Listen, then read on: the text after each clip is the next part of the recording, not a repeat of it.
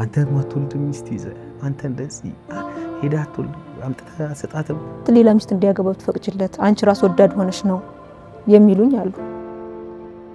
ልጁን እየጎዳሽ ነው የሚሉኝ አሉ።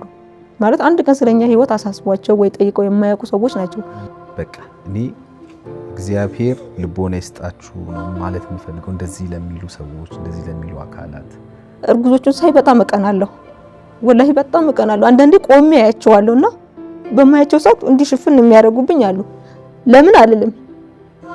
ምን አይነት ቃል ነው ያው ይሄ ደግሞ ቃል እኔ ያው ምን አይነት ቃል ነው? አይዞሽ አይዞሽ አይዞሽ ነው ማልቀስ መፍትሄ አይደለም። አይዞሽ እሺ፣ ምንም ችግር የለም። አታስቡ። ቤትሽም ምን ሱቅሽም ምንሽም አይሸጥም። እሺ እሺ።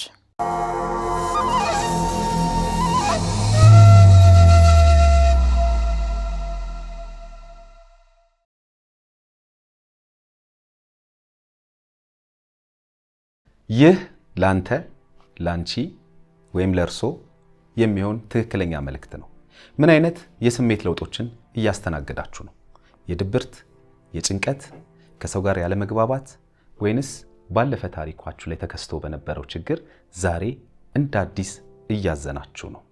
ልብ በሉ፣ እያንዳንዱ የስሜት ለውጦች ይታከማሉ በስነ ልቦና ባለሙያዎች አማካኝነት።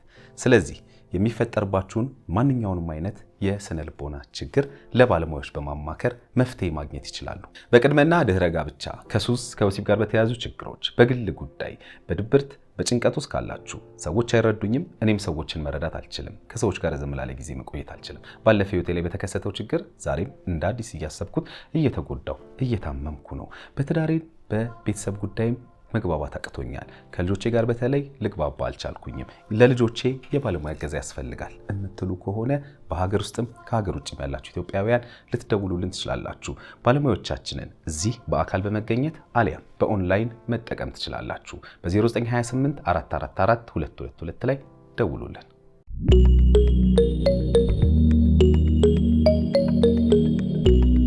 ጌት ደርሶ መልስ ነበር የቆረጠችልኝ። ከመጣው በኋላ በቃ ባለቤቴ ከልክሎኛል መምጣት አልችልም ብዬ ነገርኳት።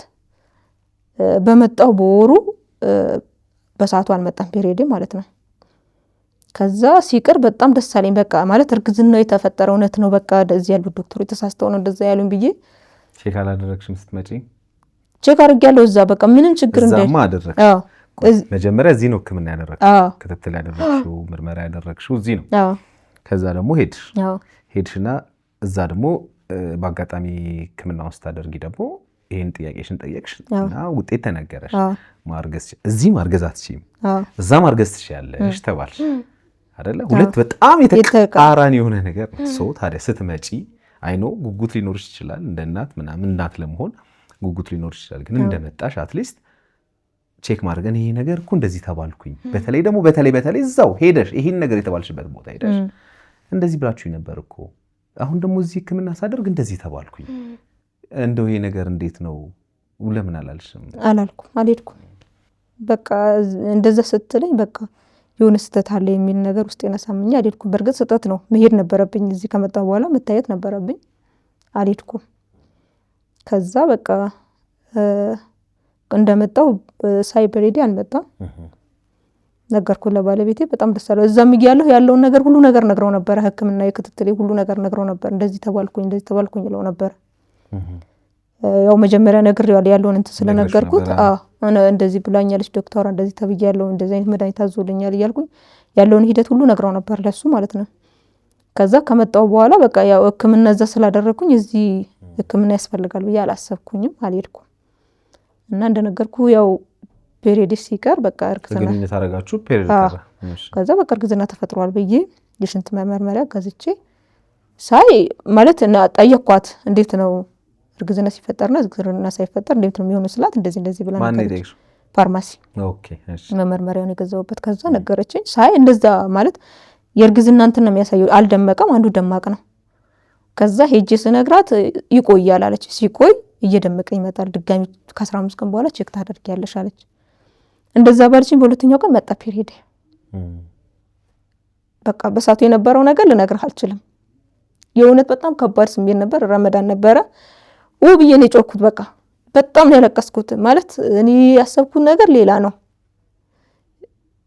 ባለቤት እንደውም በጣም በቃ ቤተሰብ የሆነ የሞተ ለቅሶ የተነገረኝ ምናምን ነው የመሰለውና ምንድነው የሆንሽው ማለት ምንድነው የሆንሽው ብሎ ሲለኝ በቃ ምንም መናገር አልቻልኩም። በቃ ሰውነቴ ያንቀጠቅጠኛል።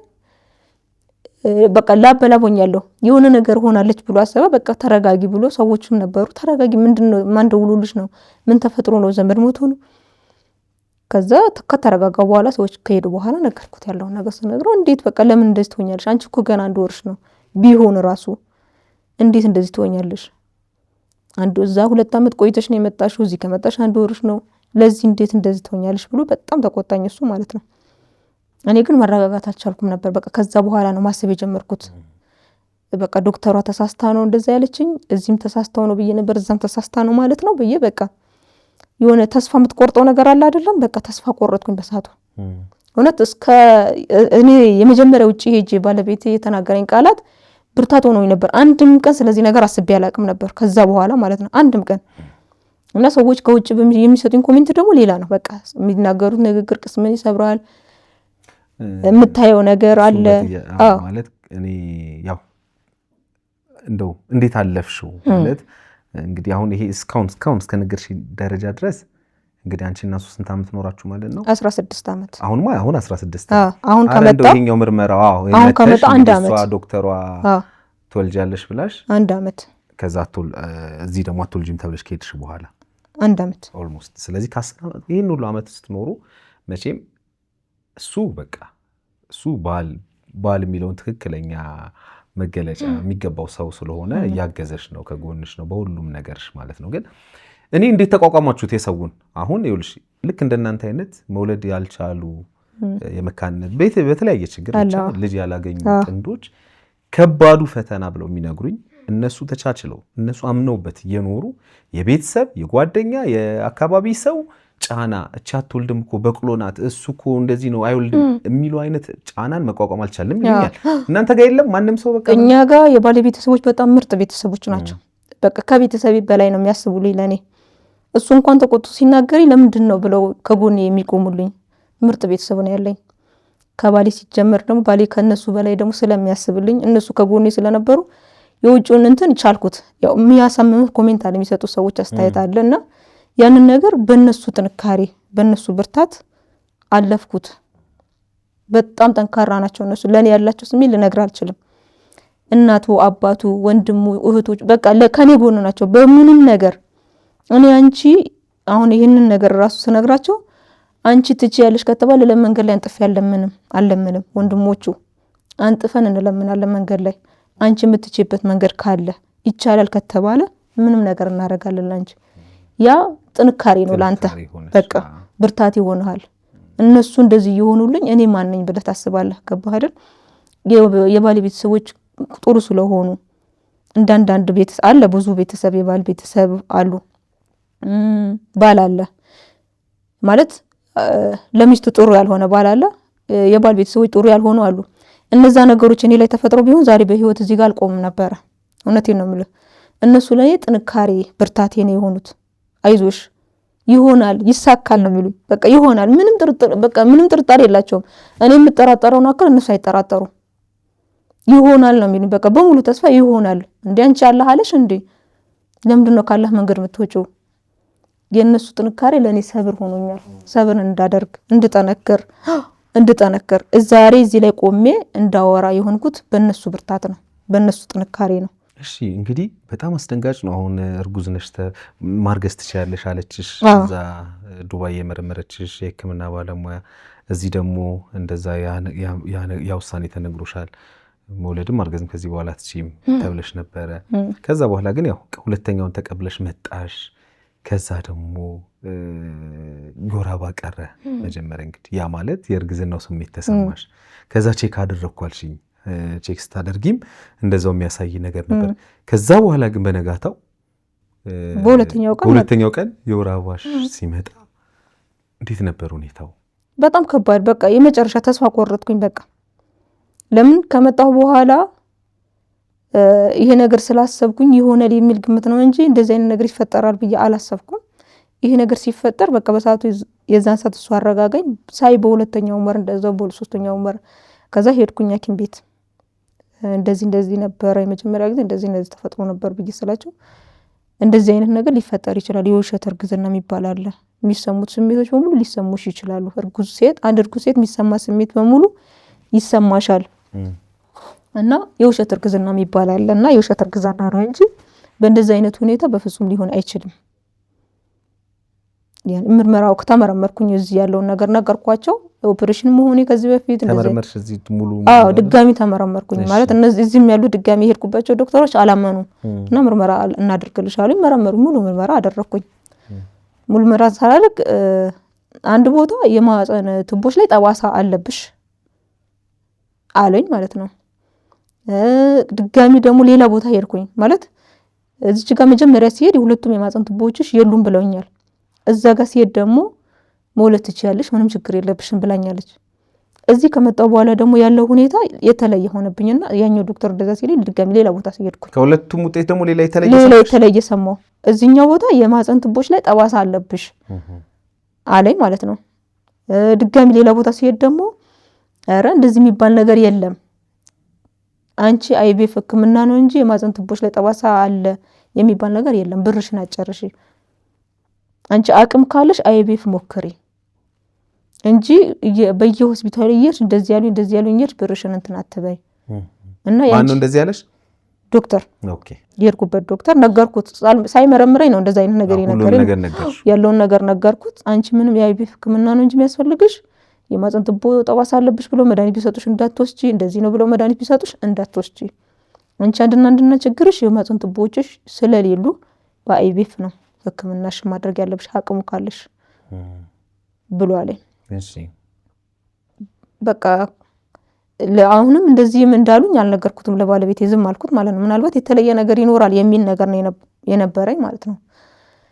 ከዛ ሳስበው በቃ ይሄ ነገር ለምን አልነግረውም፣ በቃ ልንገረውና የሚሆነው ነገር ይሆናል። ምክንያቱም እዛ የነገርኩት ውጤት አስደስቶ አልቅሷል ሁላ ስነግረው ማለት ነው። የዛኔ ዶክተሮቹ እንደዚህ ብለውን አየሽ አይደለም አላህ ታሪክ ይቀይራል ብዬሽ ነበረ፣ ሰዎች ናቸው እንጂ አላህ አላለንም ብዬሽ ነበር ብሎ በጣም ተደስቶ ነበረ እዛ ያለውን ውጤት ስነግረው ማለት ነው። እና ከመጣው በኋላ ያለውን ነገር ለመናገር ድፍረቱን አጣው። የተለየም ስለሆነ በቃ የተለየ ነው። አሁን ባንቺ እንትን ላይ የተረዳሁት ምንም የተረጋገጠ ነገር እንደሌለ ነው። ምክንያቱም የመጀመሪያው ምርመራሽ እዚህ ያለው አደረግሻል፣ ሁለት የማህፀን ቱቦች ወጥተዋል። ስለዚህ ይሄን ያለው ነገር ነው። ከዛ ደግሞ እዛ ስቴጂ ደግሞ አይ መውለድ ትችያለሽ፣ ምንም አይነት ችግር የለብሽም የሚል ውጤት ደረሰኛል። ሶስተኛ ድጋሚ ደግሞ ውጤትሽ ደግሞ የሚያሳየው እንግዲህ ጠባሳ አለ የሚል ነው። ከዛ ደግሞ ምክረ ሀሳቡ ደግሞ ምንም ነገር የለም የአይቪኤፍ ሕክምና ነው የሚያስፈልግሽ። አሁን ይሄ እንግዲህ ምንም የተረጋገጠ ነገር እንደሌለ ያሳየኛል ለኔ።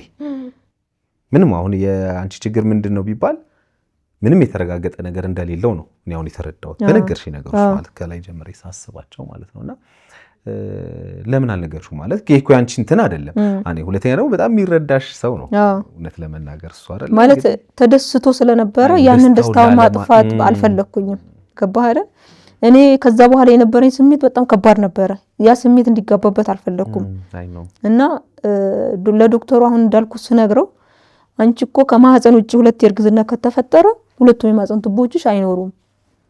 እንዴት ነው ዶክተሩ የማህፀን ቱቦ ጠባሳ አለብሽ ሊልሽ የቻለው? ምን አይነት ዶክተር ነው እንደዚህ ያለሽ? ሁለቴም ከማህፀን ውጪ እርግዝና እንደተፈጠረ ነግረሽው ኦፕሬሽን እንደሆነሽ ነግረሽው የትኛው የማህፀን ቱቦች ላይ ነው ጠባሳ የሚኖረው? እኔ አሁን ምርመራም አላደርግልሽም፣ ያለሽ አማራጭ አይቪኤፍ ነው። አቅም ካለሽ አይቪኤፍ ሞክሪ፣ ይሄ ነው የመጨረሻ ሕክምናሽ አንቺ። ከዛ የመጣውን ወረቀት እንዳለ ያሳየሁት ምንም ችግር እንደሌለብሽ ያሳያል። ችግሩ የማህፀን ቱቦች ላይ ነው፣ ሌላ ምንም ችግር የለብሽም አለኝ። ከዛ በኋላ በቃ እኔ አንድ አመት ስንቆይ የነበረው ስሜት ከባድ ነበር፣ ከመጀመሪያ ከነበረው ስሜት የበለጠ ማለት ነው። ማለት ሰዎች የሚሰጡህ ምርመራ ስታደርጊ ግን ማለት በምርመራ ማወቅ አይቻልም? ቱቦ እንዳለና እንደሌለ ይቻላል ማየት አይቻልም? ይቻላል። ምርመራም አድርጌያለሁኝ እኮ ከአንዴም ሁለቴ አድርጌያለሁ እዚህ ከመጣሁ በኋላ ማለት ነው። ምንድነው ውጤቱ?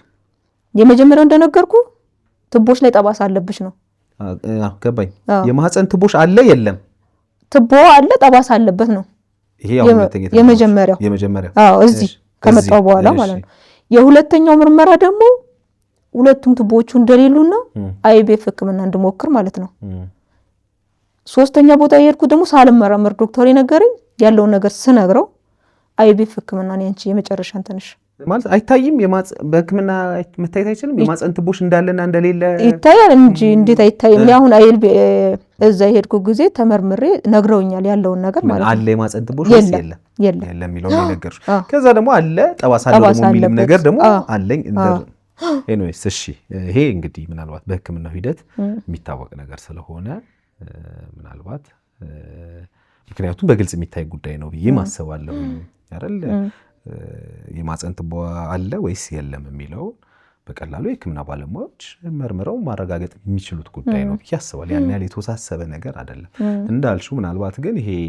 ልጅ ለመውለድ የሚኬድበት ርቀት ወይም ሂደት አይቪኤፍ ነው የሚያስፈልገው ምንድነው ይሄ ራሱ በነገራችን ላይ በጣም ልብ ማለት አንቺም ይሄን የሚከታተሉ ሰዎችም ተመልካቾችም ማወቅ ያለባቸው በተለያየ መንገድ ልጅ ወላጅ የሚኮኑባቸው መንገዶች አሉ ማለት በህክምና ራሱ አይቪኤፍን ጨምሮ ሌሎችም ምንድነው ችግሩ ከስር መሰረቱ ጀምሮ መጣራት መቻል ያለባቸው ጉዳዮች አሉ ምክንያቱም እኔ እንደው ከዚህ በፊት በተለያዩ አጋጣሚዎች የተለያዩ ዶክተሮችን የማውራት እድሉ ነበረኝና ሳናገራቸው የሚነግሩኝ ነገሮች ምንድነው በጣም ጥንቃቄ መደረግ ያለበት የአንድ ሰው ችግሩ ወየሚስት ወየባል መሆኑ በጣም ስፔሲፊክ በደንብ መታወቅ መቻል አለበት የጋራ ነው ማለት ብዙ ጊዜ የቱ ጋር እንደሆነ ችግሩ በደንብ እስካልተረጋገጠ ድረስ ድካም ሊሆን ይችላል ምንድነው ችግሩ የችግሩ መንስኤ ምንድነው የሚስተካከል ነገር ነው ወይ ራሱ ችሎ በጣም ብዙ ሂደቶች አሉና እነዛ ነገሮች መታየት ስላለባቸው ብዬ ስለማስብ ነው ጥንቃቄ ማድረግ አሁን አንዳንዴ ሰዎች ያው የመሰላቸው ነገር ሊነግሩን ይችላሉ አይደል አሁን አንቺ ልጅ እንድትወልጂ የሚፈልግ ሰው ወይ እንደዚህ እኮ ብታረጊ ሊልሽ ይችላል ያው ሰባዊነቱን ግን ምርመራው ምን ይላል ነው በደንብ ማወቅ ያለብንና መጠንቀቅ ያለብን ምርመራው ምን ይላል ውጤቱ ምንድነው ይሄ ነው በጣም መታወቅ ያለበት ብዬ አስባለሁ እንግዲህ አሁን ተመልሰሽ ከመጣሽ አመት አጠቃላይ ምን ያህል ጊዜ ቆይሽ ማለት ነው ውጪ ወደ 6 ዓመት ከምናምን እንግዲህ እዚህ ላይ እኔ የምረዳው ምናልባት በሰላም እየኖራችሁ የነበራችሁ ሰዎች ናችሁ ግን ይህን ህክምና ለማግኘት አንድ ገንዘብም ከማሰባሰብ የተሻለ ህክምናን ከማግኘት አንፃር ነው ስደትንም ጭምር ምርጫ ያደረግሽው ልጅ እንዲኖረን እና አሁን ስመጣ ማለት ነው ያው እጄ የመጣሁት ብር ነበረ የተወሰነ ብር ነበረ ትንሽ የሱቅ ከፈትኩበት ለምን ያች እዛች ጋር ያለችው ዶክተር ምንም ችግር የለብሽም ስላለችኝ ይሄ ብር ከሚጠፋ አልኩኝና 200 ምናምን ነበረች እሱን ሱቅ ከፈትኩበት ያንን ሱቅ ለማስረከብ የሚረከበኝ አጣው ማለት ህክምናውን ለማድረግ ማለት ነው ሱቁን ትቼ ድጋሚ በቃ ለህክምናው እንዲሆነኝ ማለት ነው ቤቱን ለመሸጥ በአሁን ሰዓት እንዳታስቢው አሉኝ ደላሎቹ አሁን ሰዓት መሸጥ መለወጥ አይቻልም እንዳታስቢው አይሸጥም አሉ በቃ ያለኝ አማራጭ ሱቋ ናት ያን ሱቅ ለማስረከብ በጣም ብዙ ጊዜ እንተናል የሚረከበኝ አጣው ከዛ በቃ የመጨረሻ ተስፋ ቆረጥኩኝ በቃ ተስፋ የቆረጥኩት ሱቁ የሚረከበኝ ሳጣ ነው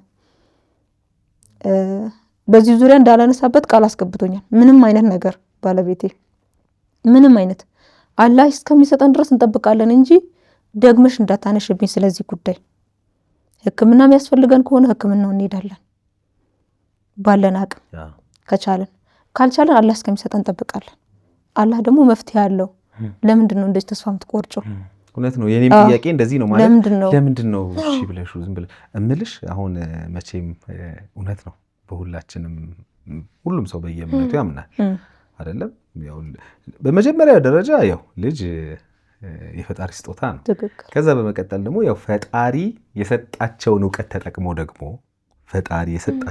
ተጠቅመው ደግሞ የህክምና ባለሙያዎች ልጅ የምናገኝበት አሁን ዓለም እዚህ ላይ ደርሳለች ዓለም ሀገራችንም ላይ ይሄ ህክምና ይሰጣል እናውቃለን እንዳልኩሽ ነው ከእምነት ጋር እንዳይጋጭ ነው ብዙ ጊዜና ልጅ የፈጣሪ ስጦታ ነው በቅዱስ ቁርአንም በታላቁ መጽሐፍ ቅዱስም ላይ አለ አይደል መቼም ለአብርሃምና ለሳራ ልጅ መቼ እንደሰጣቸው እናውቃለን ደግሞ ባለቤትሽ ማብዝቶ እንደነገረሽ ነው ይሄ እውነት ከዛ ደግሞ እንግዲህ እኔም ማምነው ያው ይሄን ዕውቀት የሰጣቸው ፈጣሪ ይሄን ዕውቀት ሰጥቶ ደግሞ ለህክምና ባለሙያዎች ልጅ የሚገኝባቸው የተለያዩ የሕክምና አማራጮች አሉ። እነዛን ነው እየሄዳችሁ ያላችሁት። የሚታየኝ ግን ብዙዎች እየሄዱ ያሉበት መንገድ ይሄ ነው ብዬ ነው ማስበውና እንደው በቃ ተይው ሲልሽ ግን እኔ ያለው ሲልሽ እኔ ከጎንሽ ነኝ ሲልሽ እኔ አልለይሽም ሲልሽ እኔ አልተውሽም ሲልሽ ባልሽ በቃ እንደው እሺ በቃ ብለው እንደው ወደ ስራው ማተኮሩን ለምን አላሰብሽም?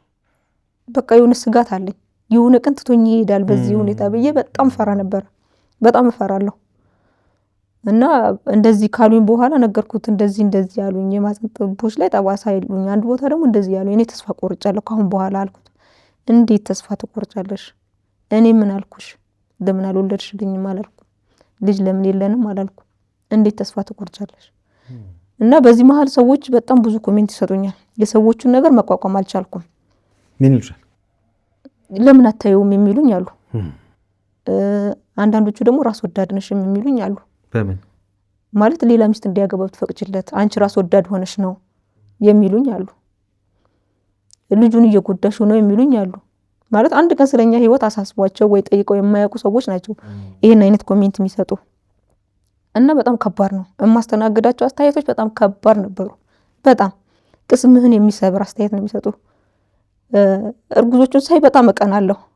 ወላሂ በጣም እቀናለሁ። አንዳንዴ ቆሜ አያቸዋለሁና በማያቸው ሰዓት እንዲህ ሽፍን የሚያደርጉብኝ አሉ። ለምን አልልም።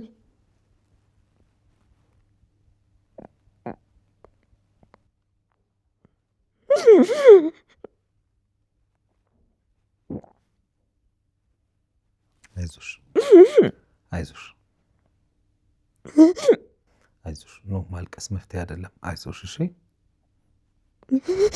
ምን ያህል እንደሚያምሽ አልረዳሻለሁ። አዎ ለምን አልልም? ምክንያቱም ማንም ሰው ያደርገዋል ያንን ነገር። እኔ በሐሳብ እንትን እያየኋቸው ቆሜ አቆማለሁ ማለት ነው። ያንን ነገር ሲያዩ ሊደብቁብኝ ይችላሉ።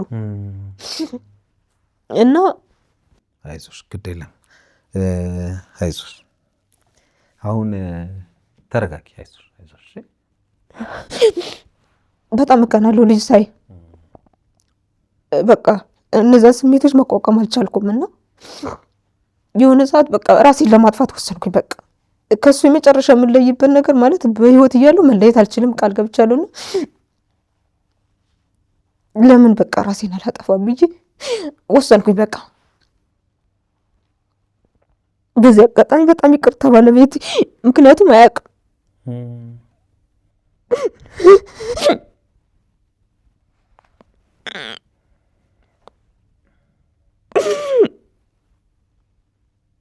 አይዞሽ ተረጋጊ። ውሃ ጠጪ። አይዞሽ አይዞሽ። እና የት መርዝ ገዝቼ የመጣሁኝ በቃ ለመግዛት ሲሄድ ፋርማሲስቱ አልሸጥም አለችኝ። ያሁን ጊዜ ሴቶች እናንተ የሆነ ነገር ስትሉ ራሳችሁን ለማጥፋት ነው እንትን የምትሉትና አልሸጥም አለችኝ። ከዛ በሰው አስገዛሁኝ የት መርዙን ነው። የዛን ቀን ይዤው ገብቼ የት እንዳደረኩት አጣሁት። በቃ መጨረሻ ወስኜ ማለት ነው ስፈልግ አጣሁት የት መርዙን። ከዛ በቃ ውዱ አድርጌ ሰላቴን መስገድ ጀመርኩ። ለምን ማለት ምንድነው ወንጀሌ? ለምን በዚህ ልክ ትፈትነኛለህ ብዬ በቃ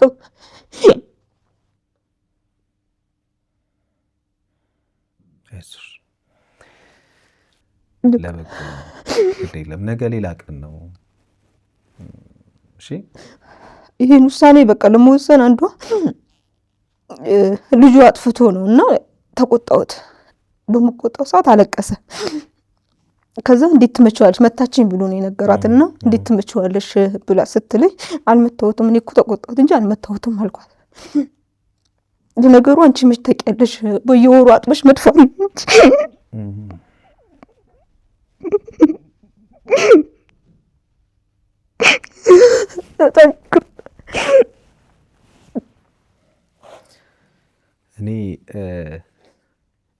እኔ እግዚአብሔር ልቦና ይስጣችሁ ነው ማለት የምፈልገው። እንደዚህ ለሚሉ ሰዎች፣ እንደዚህ ለሚሉ አካላት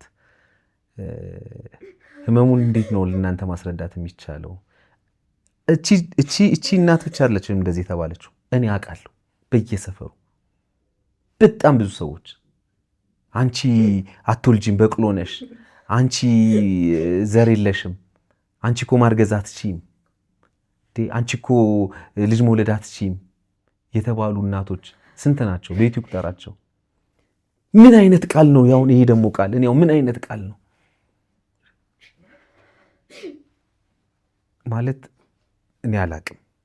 በስመ አብ ወልድ ከባድ ነው። ብቻ እኔ እባካችሁ እኔ እንደው ከዚህ በፊት እዚህ ፕሮግራም ላይ ተናግሬያለሁ። ሰዎችን ለምሳሌ ረጅም ዓመት የሆነን ሰው ተጠፋፍታችሁ ስትገናኙ ልጆች እንዴት ናቸው ብላችሁ ቀድማችሁ አትጠይቁ። ይሄ እንኳን ከባድ ነው ል ነበረ ማለት ልጆች እንዴት ናቸው ብላችሁ ቀድማችሁ አትጠይቁ። ያ ሰው ይውለድ አይውለድ፣ ያቺ እናት ትውለድ አትውለድ አናውቅምና ይሄ ቃል እንኳን ምን ያህል እንደሚሰብራቸው ሰዎችን እናውቃለን። ያልወለዱ ልጆችን፣ ያልወለዱ እናቶችን እንኳን ይቅርና ኤክስፒሪየንሳቸውን በማውራት ወዳ ነው እንዴ እቺ ልጅ ሁሉ ነገር የተፈጠረባት አይደለም። ስለዚህ ከህመማቸው ጎን ነው መሆን ያለብን። እንዲህ የምንል ሰዎች ካለን እባካችሁ ማለት እፈልጋለሁ። እባካችሁ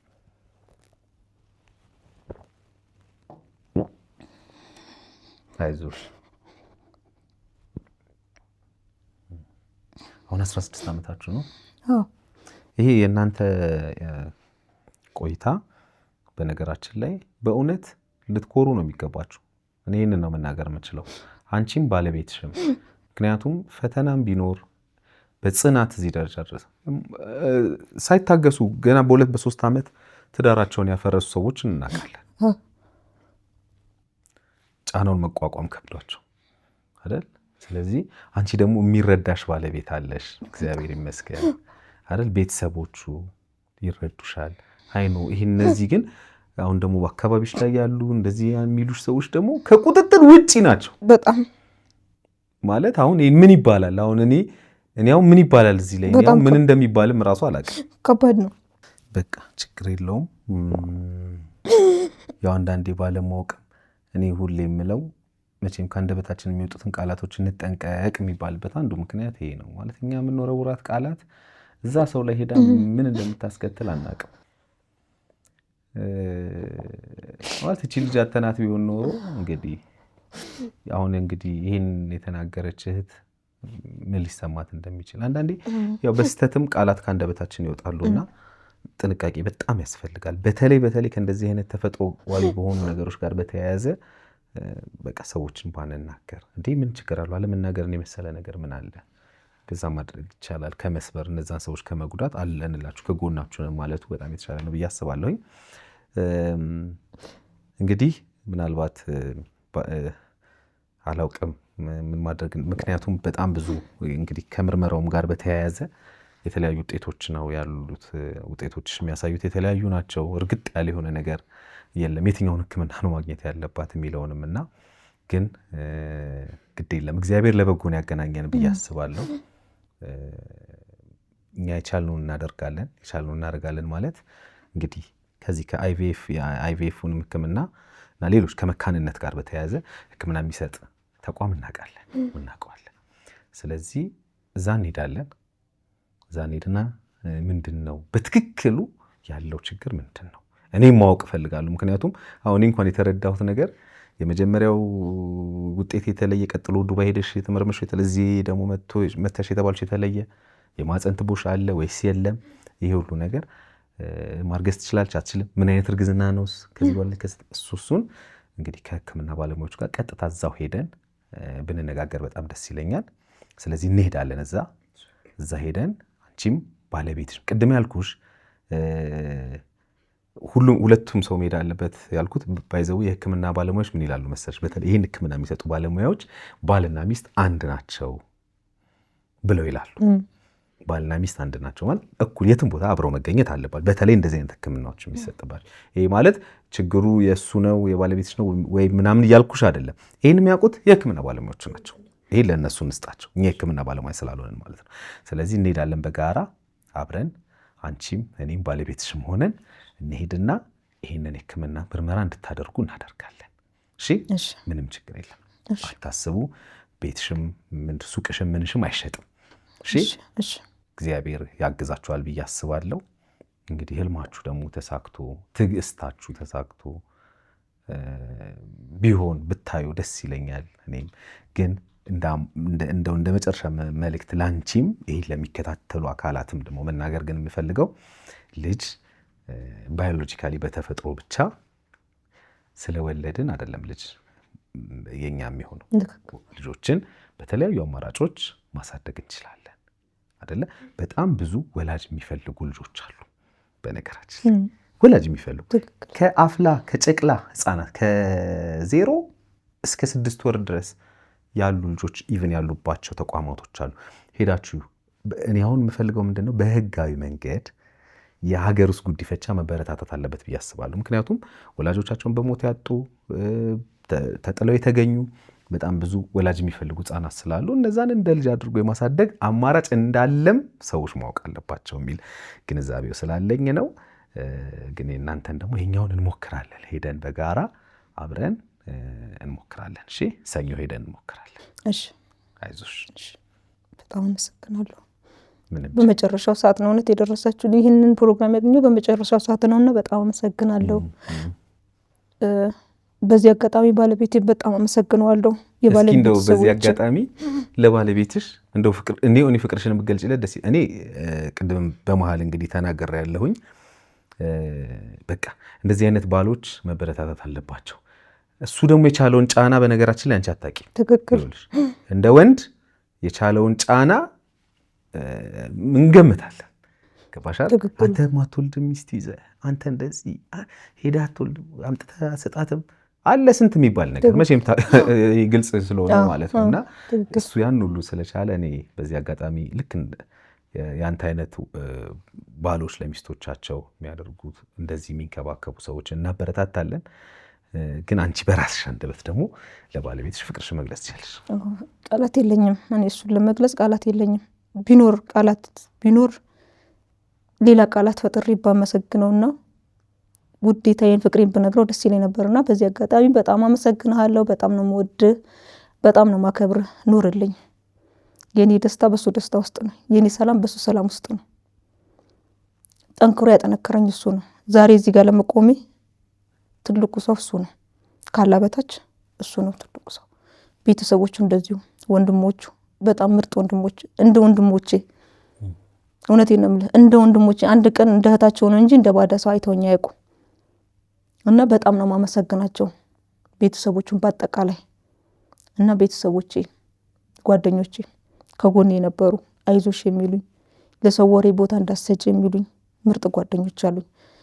እነሱ ከጎኔ ባይኖሩ ኖሮ ምናልባት አላቅም። እውነት የሰው እንትን አስተያየት በጣም ከባድ ነው። ሰው የሚሰጥ ኮሜንት በጣም ከባድ ነው። አንተ ኑሮህን እየኖርክ አንተ ሁለት አባቱ ኑሮህን እየኖረ ከውጭ የሚሰጡት ኮሜንት በጣም ከባዶች ናቸው። እና ኑርልኝ ነው የምለው። ባለቤቴን በጣም ነው የምወደው፣ በጣም ነው የማፈቅረው። እስከ መጨረሻው አላህ እድሜያችንን እስካቆየው ድረስ ያኑርልኝ። ክፉ አይንካብኝ። አሜን። ክፉ አይንካችሁ። እንግዲህ እግዚአብሔር ያሰባችሁትን ያሳካላችሁ። 16 ዓመት ቀላል አይደለም። ገና ወደፊት እልፍ ዓመታትን አብራችሁ ኑሩ። እግዚአብሔር ያሰባችሁትን ያሳካላችሁ። እንግዲህ ስለዚህ በቀጠሯችን መሰረት እንግዲህ አንቺም ባለቤትሽም ሆናችሁ እንሄድና ይህን የሕክምና ተቋም ይህን ሕክምና የሚሰጡትን የሕክምና ባለሙያዎች እናገኛለን። ያንን ለተመልካቾች እናደርሳለን። እዛው ከቦታው ይሻላል ብዬ ነው። ሁሉንም ነገር ከቦታው ነግራችሁ ይሻላል ብዬ ነው። እዛው ሄደን ሁሉንም ነገር ወደ እናንተ የምናደርስ ነው የሚሆነው። በጣም አመሰግናለሁ። አመሰግናለሁ። እንግዲህ የተከበራችሁ ተመልካቾቻችን ከዛሬ ባለታሪካችን ጋር ያደረኩት ቆይታ ይህንን ይመስላል።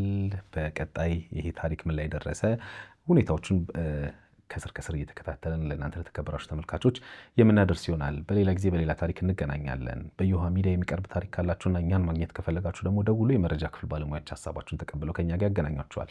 እኔ አለምሰገድ ታደሰ ነኝ። መልካም ጊዜ